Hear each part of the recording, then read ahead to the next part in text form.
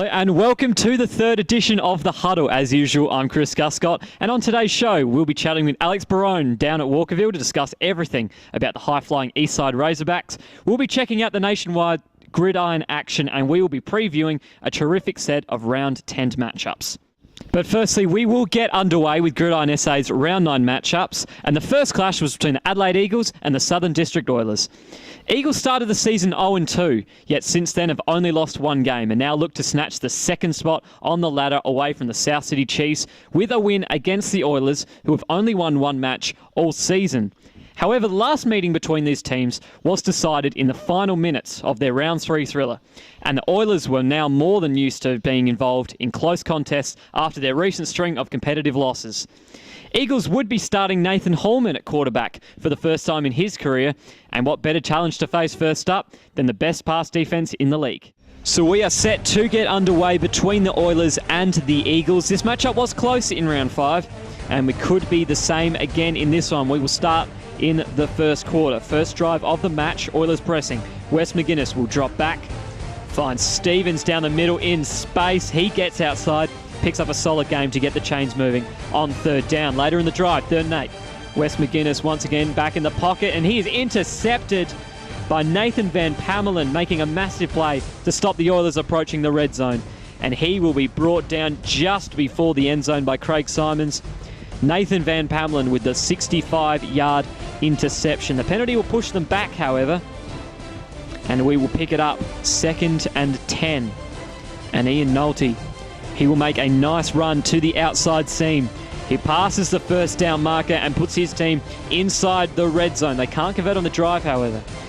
Oilers now on 3rd down. Wes McGuinness quickly finds Tedmanson on the short drop. Enough yardage there to clear the danger. 2nd and 10 later on. And he is just making plays. Under pressure, hard from the Eagles defense. Lobs the ball into the hands of Bed Stevens in the middle of the field. Wide open. Desperation time now. 4th down and mid-range. And Wes McGuinness is making the defense pay. Finds Tedmanson for another first down. This long drive is now inside the red zone. Very next play. Wes McGuinness, he's going to take to the air again, and with a hand in his face, he finds Stevens between 5 Eagles for the touchdown. They complete an 88-yard drive with the opening score and an alley-oop to boot. Oilers are going to lead this one 8-0. Both teams are making plays in the first. Only one team taking advantage early in the quarter now. Nolte will get the handoff from Holman, and he will refuse to go down. Yeah, this is only the beginning as the push and shove begins off the ball. Tempers beginning to flare as the flags start to fly.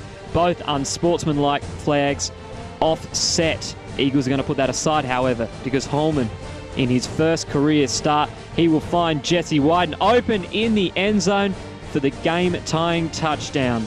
Yet the Oilers think that he has dropped it, and the umpires, they are going to meet up to decide. And after a little bit of a meeting, they will rule it as a touchdown. Game tied at 8. Eagles starting a new possession. Holman hands off to Nolte, and he's going to make a nice run to the outside before he is stripped by Ben Stevens, recovered by the Oilers teammates to give Oilers possession again. Massive play for Southern District. 2 plays later, 2nd and 11. And the Eagles, they're going to get it back straight away. The Eagles enforce the leading tackler, Tamani Seve, coming up with the pick. And possession is bouncing between the two teams at midfield. 4th and 9 on the ensuing drive.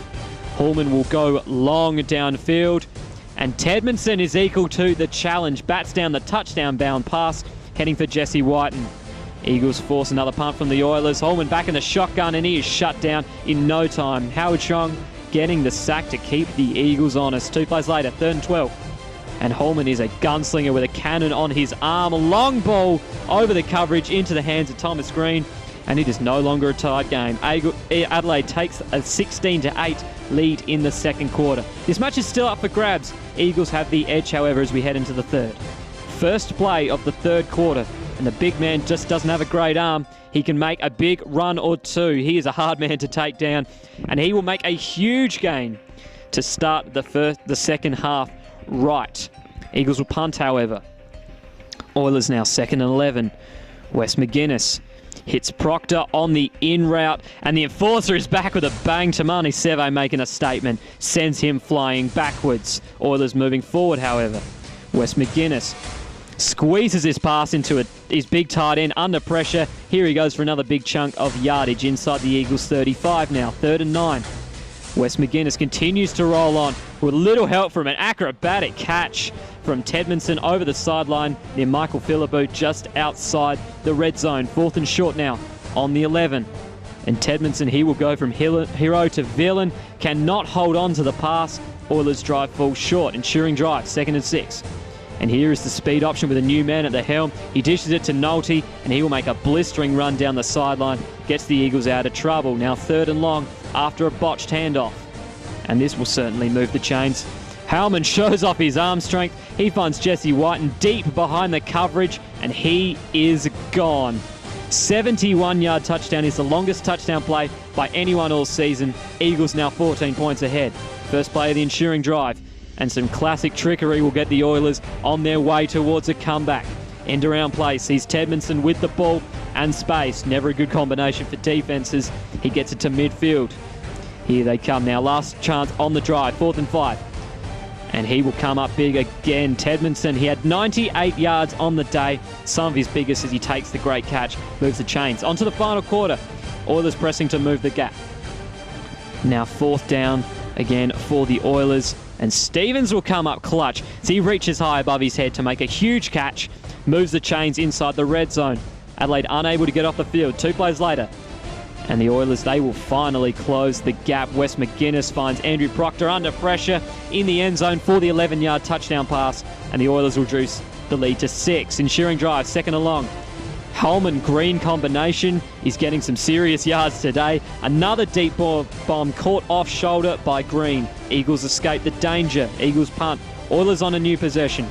They're beginning to threaten when Tedmondson is wide open near the sideline for the 1st down. They just need a touchdown to tie it now. Very next play. Wes McGuinness continues to push his side towards the tie. Another terrific throw under duress to the corner route. Leaves the Oilers within 15 yards of levelling the match. There is a flag down. False start. The gain is wiped off. Last chance on the drive now. 4th and 13. Dropping back to pass. Heavy coverage. And it is tipped and intercepted by Kalen Moore. Adelaide holding firm after a lucky break. They will ice the clock and hold on for a plucky 22-16 victory, led by their quarterback, who is starting his first match, Nathan Holman. Good work to hold on for the win today. How'd you guys get done? I don't know, man. Good running game, I guess, and passing game. Defense, as usual.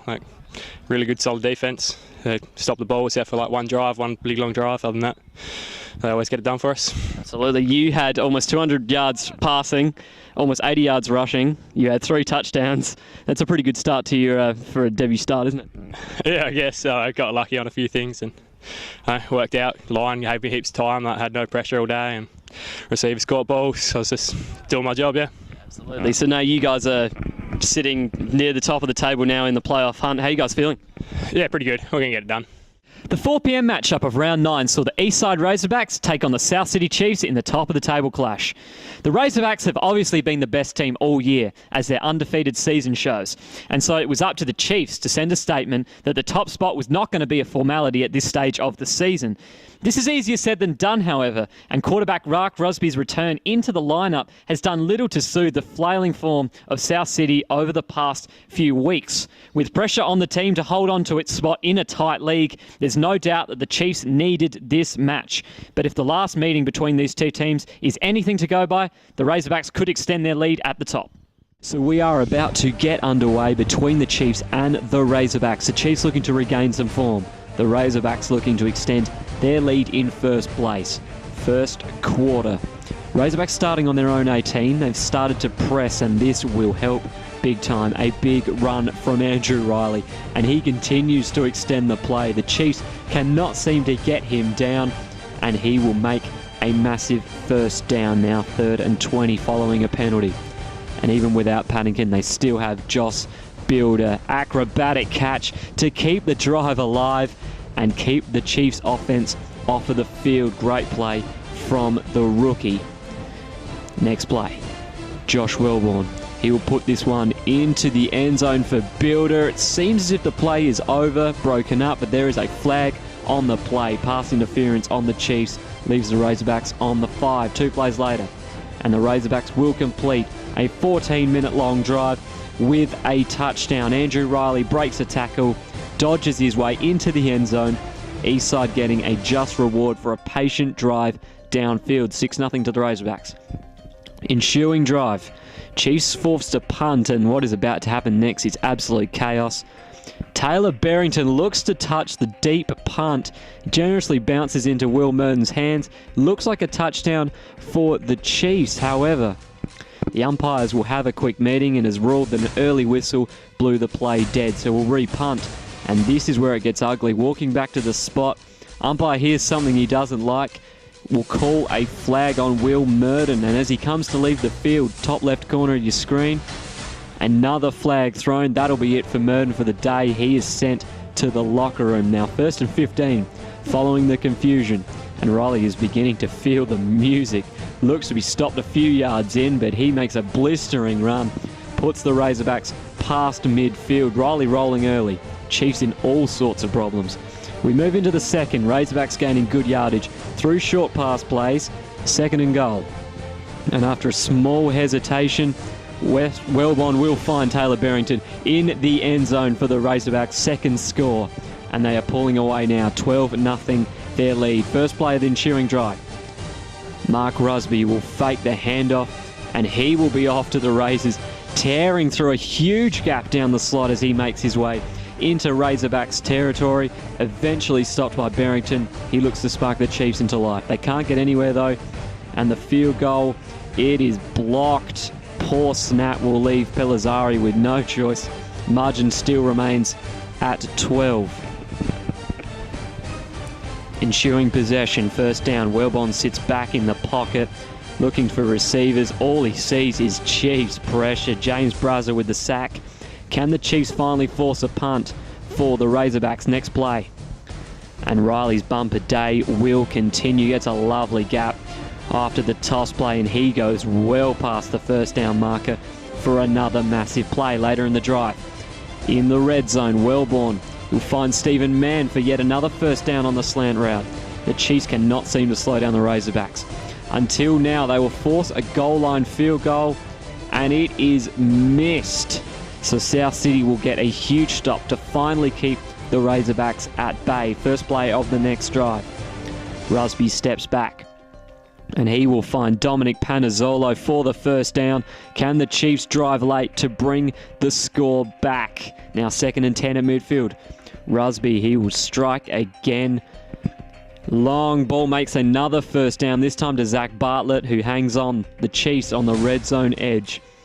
Very next play, and this time Rusby will not be able to get away. Attempts to break the pocket, brought down by Alex Clare. That'll stop the Chiefs' drive as time expires in the second. We move into the third. 12-0 in favour of the Razorbacks. 3rd and 8 on the Chiefs' first drive. Rusby will find Josh Francisco on a short gain, and he will do the rest. Ducks and weaves his way to the first down marker. Huge play to keep the drive moving in the third. Now 3rd and 9. Rusby back in the shotgun. He will take his time. Can't find anything downfield, and he's hit by Alex Barone. The ball comes loose. The Razorbacks recover it. Massive defensive play. Now on the ensuing drive. Wellborn, he is going to toss this one high into the path of who else but Josh Builder. Makes an outstanding catch over the cornerback. Somehow keeps possession. What a great play to keep the moving into Chiefs territory. A few plays later, 3rd and 7. Wellborn again, he has time, and his long pass downfield into the end zone. It is dropped by Stephen Mann. Could have had his second touchdown for the year. Instead will bring up 4th down. Now they're inside the 10. Wellborn tries his luck down the middle. Intercepted by Robert Moore.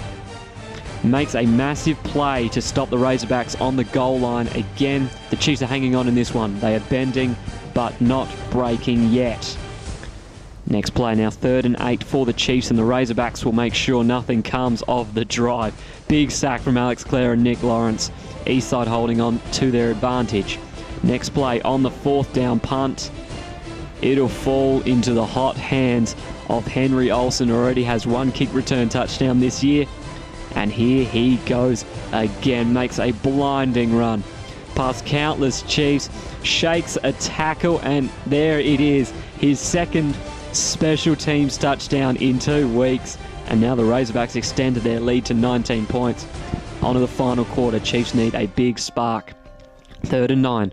Rusby back in the shotgun. He's immediately pressured by the Razorbacks. Tries to get away but cannot escape Darren Legg. Rusby was sacked 5 times in this one. Not good signs for the Chiefs O-line. Next possession for the Razorbacks on 3rd and 11. And this rookie is becoming a star. Josh Builder will take the catch and he will be off to the races. Escapes the pressure, almost gets into the end zone. Atkinson brings him down. The Razorbacks looking to pile on more points.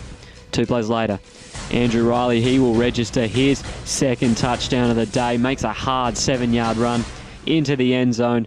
Chiefs just watching on as the Razorbacks extend their lead to 26. Final play of the match. Simon Whitehead in the shotgun will sit back.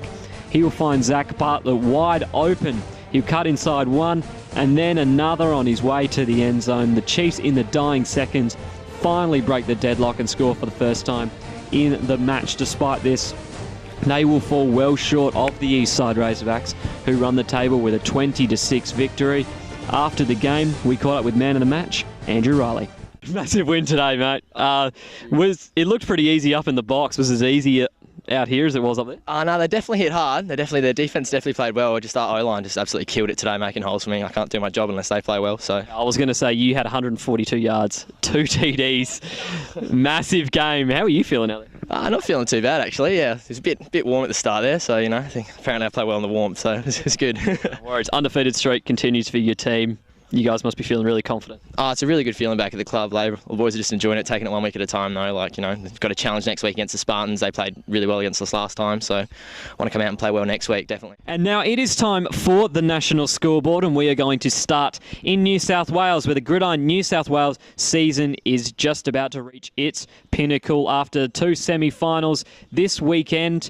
Sydney University Lions are on their way to an extraordinary 11th straight Waratah Bowl after they defeated UTS 46-14 in Caringbah. Massive win for them, and they are going to be looking to chase even more history. And then in the other game, the Northwest Predators have come away with a thriller 33-31 win over the West Sydney Pirates. A huge win for the Predators, and the Pirates will be disappointed after finishing second this season not to go one step further than what they have, which now leaves next weekend's Waratah Bowl between the University Lions and the Northwest Predators. The last time these two met, the Lions defeated the Predators 50-23 in a slugfest in round 3. So whether this match is going to follow that suit, who is going to know? It should be a fascinating match. We head out west now to the Gridiron West season round 10, serving up another interesting set of matches.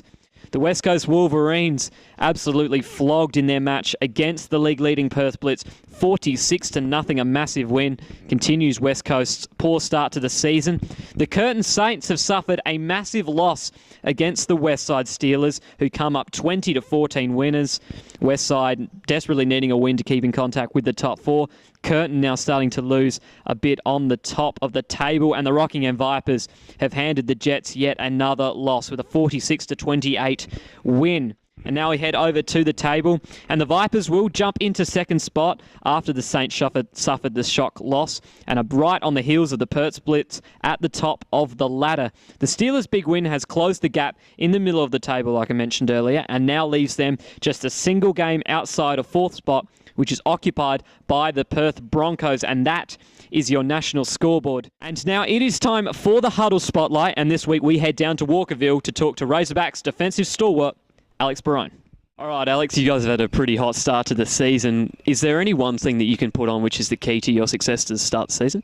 There's a number of things that contribute to the success we've had. I think we had a new head coach in Dwayne, and he's brought in his own system and assistant coaches, which is a big help. And then we recruited like crazy. I think we've had 50-something people sign up, and that's just a huge difference. Like last year was my first year, and small numbers, small people to training, no coaches.